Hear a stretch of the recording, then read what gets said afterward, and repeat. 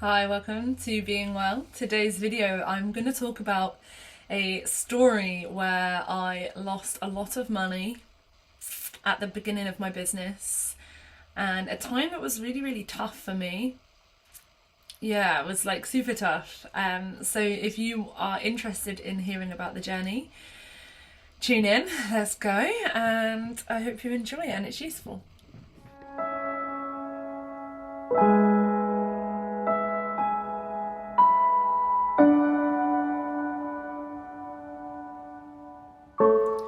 So, I'm going to share the story about the studio that I have at my house and the process of going through each point and what happened and how I kind of got robbed a little bit, and it was a really hard time. So, I qualified as a personal trainer 6 years ago, 2017. And I knew that I didn't want to work in gyms, and I had started working outside doing some boot camps and stuff. And then in one of my other videos you can watch how I went through a situation where I had signed up 30 women to, I think it was about 30 women, to do a Ladies Love to Lift program in a gym that I was using, like a private gym, a small one. And she told me that she was going to close, and I had to rearrange and find an alternative, which was really tough. After having been through that situation, I knew that I had to take some steps to get to the point where I didn't have to rely on anyone else. And so I was hustling, working my full-time job and doing the boot camps outside of my full-time job to try to raise some money to build a studio in my garden. I had a plan that I would have a certain amount of space that I had in my garden to be used. And so I worked hard to collect the money, and then I put it out on Facebook to see if anybody could help me find someone who would help me build this studio. Now, bearing in mind the space that I had wasn't like a set space. I wanted to use all of the space that I had. So when I looked online at like lodges and huts and stuff that you can buy that are already made and they come and they can fit them, they weren't big enough. There would have been like some space left, and I felt like that space would have been redundant. So I really wanted to like utilize all of the space, which in turn would help me have more space inside for more people to come along and for me to use the space more efficiently. So I wanted someone to come and build the thing from from scratch. So I put it out on Facebook, and a friend of mine who I went to school with, she had a partner at the time who said he could do the work. So I don't really want to go into too much of the story about like him, because it's not really about him. It's more about like the obstacles that we come across in the journey. So in long and short, he came along and he said that he could do it. He'd never really done anything like that before. And I'm someone who likes to trust and put faith in people, and in life, I feel like in a lot of the times, most of you can experience or have experienced this. We have, we go to jobs and stuff, and it's like, oh, have you got an experience? And it's like, no, but you want to get the experience, but no one will give you that chance. So I was kind of like, cool, like if you can do it and you believe that you can do it, I believe you can do it. So again, without going into too much detail, because I'm here for love, the studio got built, but didn't get built properly. And unfortunately, he wasn't around as much as he said he was going to be around, and he didn't stick to the times, etc. And he would often go missing. And I had given him quite a lot of money up front because he asked for the money and said he needed it. And I had trust that he would finish the job. Unfortunately, after I gave him this large amount of money, he didn't come back. I couldn't get hold of him, he didn't come back. The point of what the studio was built at wasn't the point that I needed it to be at. I'm going to share some pictures so you can see now. And unfortunately, he had done such a bad job that the whole studio was unstable in terms of the grounds. The grounds, it was wonky. There was holes in the studio, like the fixtures and fittings, like it was it was a mess. It was not good. So obviously me not being able to get hold of him was tough, and I had already launched that I was opening the studio. So at this point I had also run out of money. So I had used all of the money that I had saved. There was nothing left. So I had an unstable studio that was wonky. I had holes in. It was not fit for purpose. And I had no one to help. It was such a tough time. And what I had to do is I had to put on Facebook if there was anyone, she knows, if there was anyone who knew someone who could help.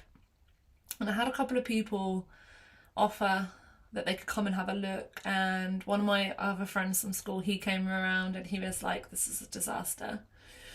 Like, this is not good. Like, you can't fix this." So of course at this point I was a mess, like not knowing what to do. Yeah, it was so tough. He said to me that I would need to rip it all down and start again. So I had another person who I'd worked with a couple of years ago say that he could come over and have a look, and he came over and he was like, "Yeah, you got to rip it down. Like, this isn't salvageable. We can try and salvage some of the materials, but yeah, it's not gonna happen." So at this point I was like, I knew that I had to do something, because I couldn't just I wasn't gonna just give up, right? Like, also this was gonna become my full-time thing. Like, I was quitting my job and I knew that I needed to do something. So my best friend at the time, she was like, "I'll lend you the money." And I remember not wanting to take the money from her. And this is from the independent side of me, like hyper independent, can't take money from my friend, I have to do it alone. And on reflection, I've worked on that stuff now where 6 years down the line I've done a lot of healing and a lot of journeying, and I know that was from a wounded space, right? And I remember it so clearly. I was sat in my bedroom. My bed was the other way at this point. And I looked on my banking app and I was like, I'll get a loan, because obviously I needed a lot more money, like thousands. I'll get a loan and it will all be okay. And I checked my banking app and I was not eligible for a loan. And I sat in my bed and I cried and I cried and I cried and I cried. I was like, I just didn't know what to do. It was so tough. It's like the start of my business journey. I'd put everything into making this happen. And yeah, I just didn't know what to do. And you know what? A couple of weeks went by and I was just in that lost space of I don't know. In the meantime of me waiting, I and my partner and I, should I say, we tried to finish up some of the jobs. So we didn't have a clue really, but we were like, okay, let's see what we can do. So we were trying to insulate and then put up all the boards. So we had gone and bought some boards to obviously the walls, that part, because he'd only done the outside, right?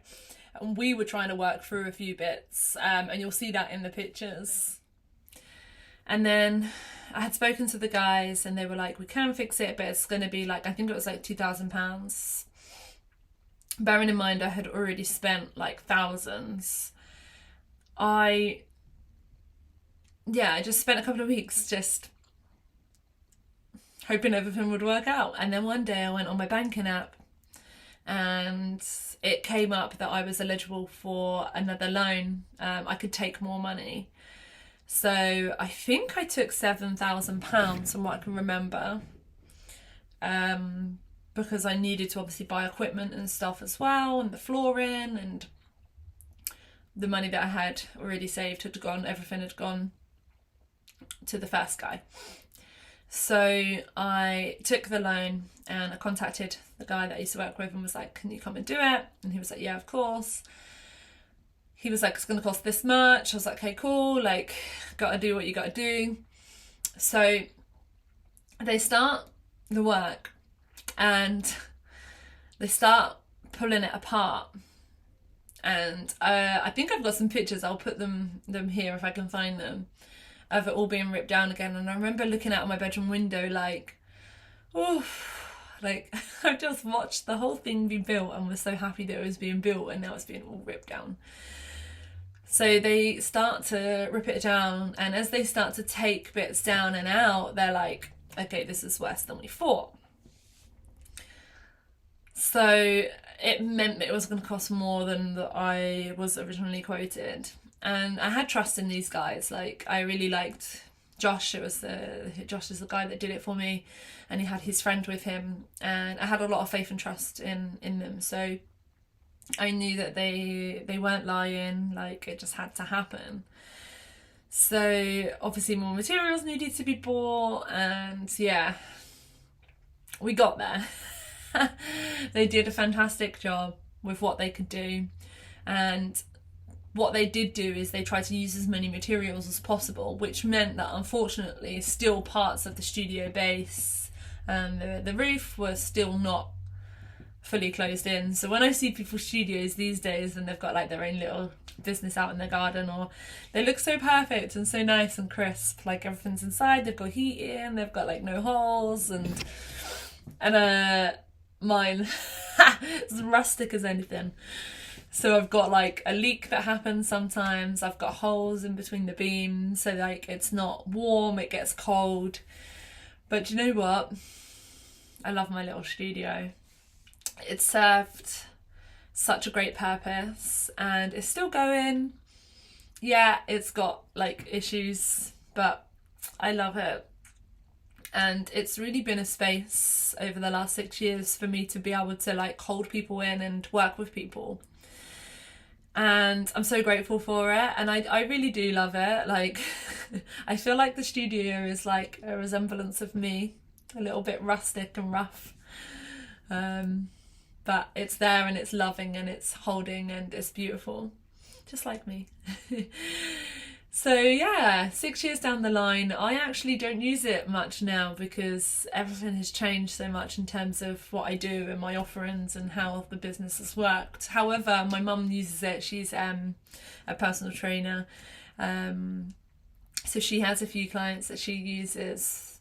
But the reason I wanted to share this video is that I want you to show that if you're at the beginning of your business journey or you're thinking of starting a business, that it can be really tough.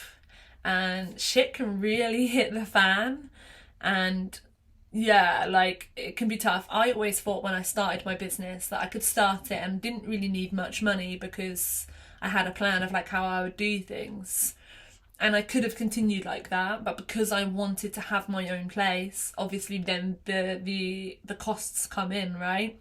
But if you're wanting to start a fitness business, you don't have to have a lot of money. You just need a few bits to get you going. You don't need a mass amount. But obviously if you want your own space, then that's a different story. I have never looked at like redoing it or anything because I'm happy with it. It works. And that's the most important thing, right? And I think we get so caught up in this world that everything has to be perfect and right. And actually, does it?